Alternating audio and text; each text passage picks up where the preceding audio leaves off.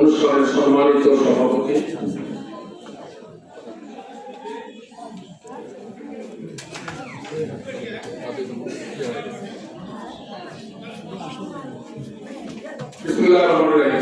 আজকে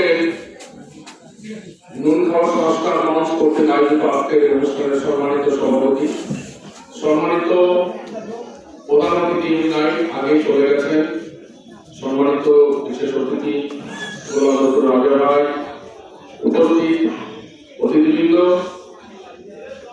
সম্মানিত সুধীবৃন্দ, সাংবাদিকবৃন্দ এবং অত্র এলাকার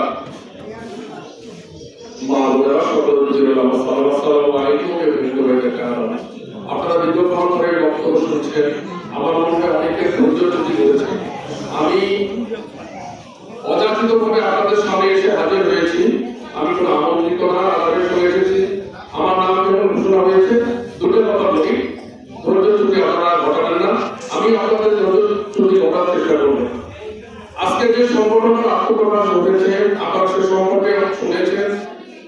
আমি যে বক্তব্য শুনেছি, আমাদের গোলাম রাজা ভাই, শাহজাহানুল্লাহ, জিয়াউল মাস্টার এবং তাজুল ইসলাম অত্যন্ত গুরুত্বপূর্ণ বক্তব্য রেখেছেন। আমি তার সাথে শুধু দুটো কথা যোগ করবো। আজকে এই সংগঠনের সাথে যারা জড়িত আছে তাদের উদ্দেশ্যে আমার এই কথা, প্রতিটা সংগঠনের একটা উদ্দেশ্য থাকে। এই উদ্দেশ্যকে সামনে রেখে আমাদের চলতে হয়। উদ্দেশ্য সাধনের জন্য আমরা চেষ্টা করি। উদ্দেশ্য সাধনের জন্য কিন্তু লক্ষ্যমাত্রা নির্ধারণ করা হয়। আমরা সাধারণত মনে করি লক্ষ্য এবং উদ্দেশ্য একই জিনিস না, এর মাঝে কিছুটা পার্থক্য আছে।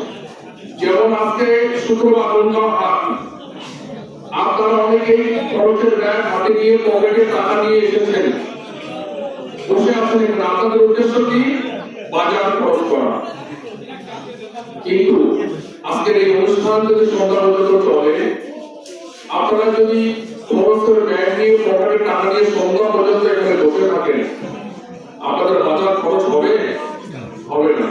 তাহলে আপনাদের উদ্দেশ্য সাধন হবে না। তাহলে আপনাদের উদ্দেশ্য সাধন করতে গেলে, বাজার খরচ করতে গেলে কি করতে হবে? সময় মতো বাজার খরচ করতে হবে। সন্ধ্যার পর আপনারা এই খরচ করতে পারবেন।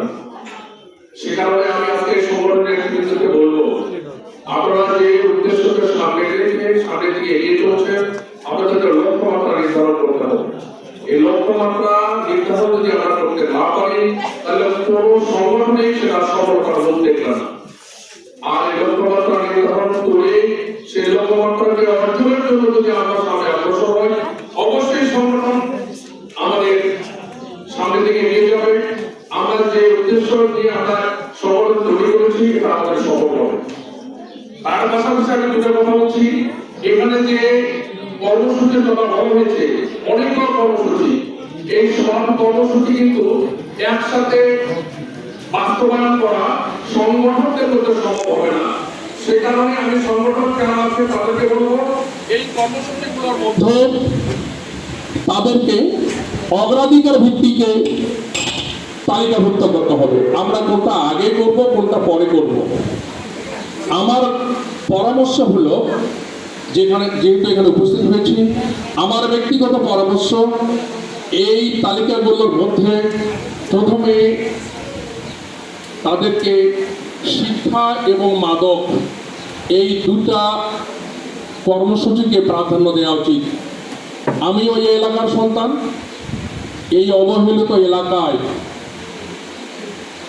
অনেক মেধাবী ছাত্র পারিবারিক অসচ্ছলতার কারণে, শুধু ছাত্র না, ছাত্রীও পারিবারিক অসচ্ছলতার কারণে, অভাবের কারণে তারা অঙ্কুরেই বিনষ্ট হয়ে যাচ্ছে।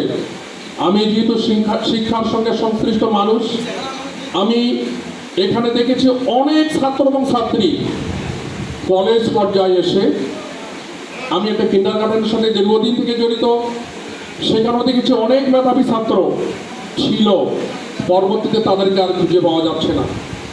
কলেজে এসে অনেক ছাত্র অসম্ভব মেধাবী দেখেছি, সে অসম্ভব মেধাবী ছাত্র এবং ছাত্রীগুলো অঙ্কুরে বিনষ্ট হয়ে যাচ্ছে, অল্প বয়সে তারা নষ্ট হয়ে যাচ্ছে এবং অনেক ছাত্রীর অল্প বয়সে বিয়ে দেওয়া হচ্ছে।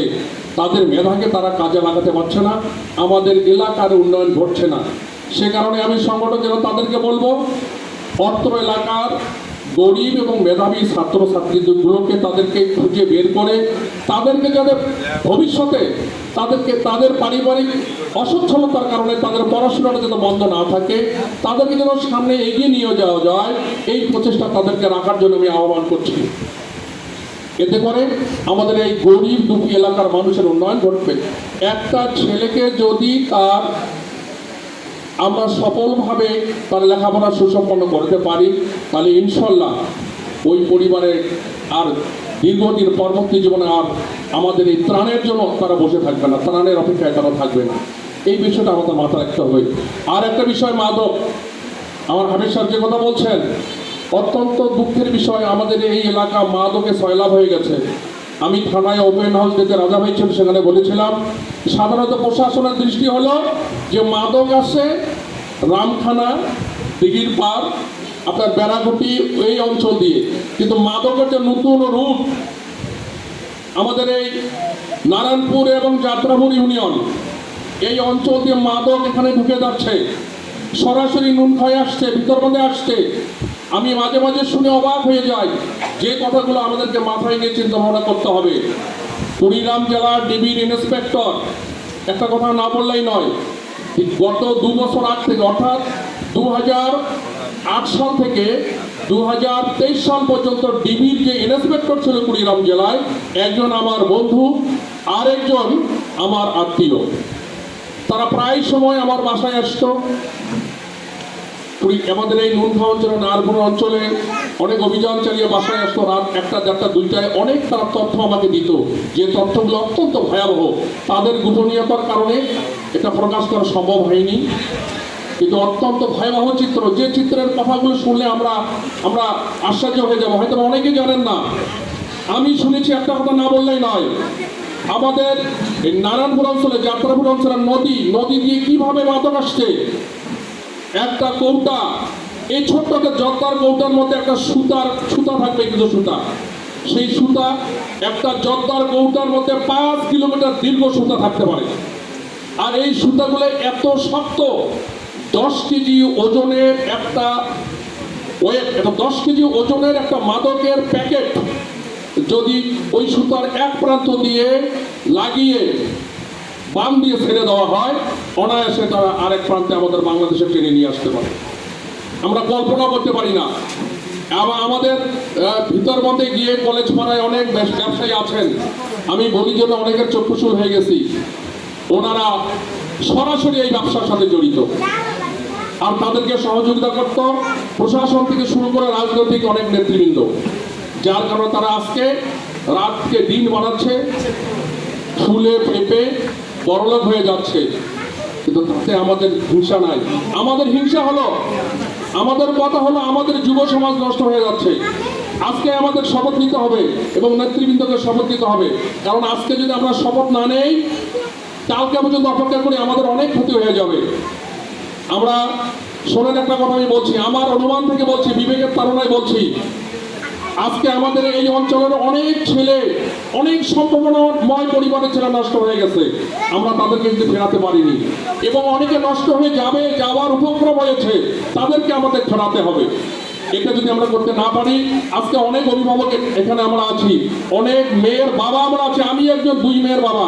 আমরা যদি দেখেন, আজকে যদি আমরা প্রতিরোধ করতে না পারি, আগামী 10 বছর পর আমরা মেয়ের বিয়ে দেওয়ার জন্য উপযুক্ত ছেলে খুঁজে পাবো না। আজ থেকে 10 বছর পর মেয়ের বিয়ে দেওয়ার জন্য ছেলেকে মাদকের সার্টিফিকেট নিতে হবে। এখনই আমরা খুঁজি যে ওই ছেলেটা কি রকম করে নেশার সাথে জড়িত কিনা, 10 বছর পর কিন্তু খুঁজে পাওয়া যাবে না। এটা আমাদের সবাইকে শপথ নিতে হবে। মাদক মাছির মতো, একটা মাছি পায়খানায় বসছে আমার বাড়ির পাশে, ওই মাছিটা কিছুক্ষণ পর কার বাড়িতে যাবে? আমার বাড়িতে যাবে, না আমার প্রতিবেশীর বাড়িতে যাবে, না কার বাড়িতে যাবে? আমি কি বলতে পারি? কার ভাতের পাতে বসবো আমরা কি বলতে পারি? বলতে পারি না। ঠিক সেরকম ভাবে একটা ছেলে মাদকাসক্ত হয়েছে, সে কালকে আর কাকে জড়াবে এটা আমার বলা উচিত না। আমরা হয়তো মনে করি অমুকের ছেলে মাদকাসক্ত হয়েছে, আমার কি? কিন্তু কালকে ওই ছেলে আমার ছেলেকে যে জড়াবে না, আমার ছেলেকে যে তার সঙ্গে জড়িত করে মাদকে আসক্ত করবে না, তার কোনো নিশ্চয়তা নাই। এটা ভয়াবহ রোগে পরিণত হয়ে গেছে।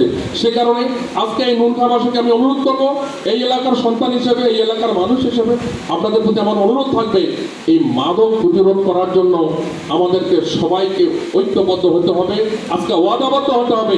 যদি এটা আমরা করতে না পারি, যে আমার আত্মীয় মাদকের ব্যবসা করে, কিছু করতেছে করুক, আমরা তাকে সহযোগিতা করি, বড় ধরনের ক্ষতি হবে। সবাই মিলে এই মাদককে প্রতিরোধ করতে হবে।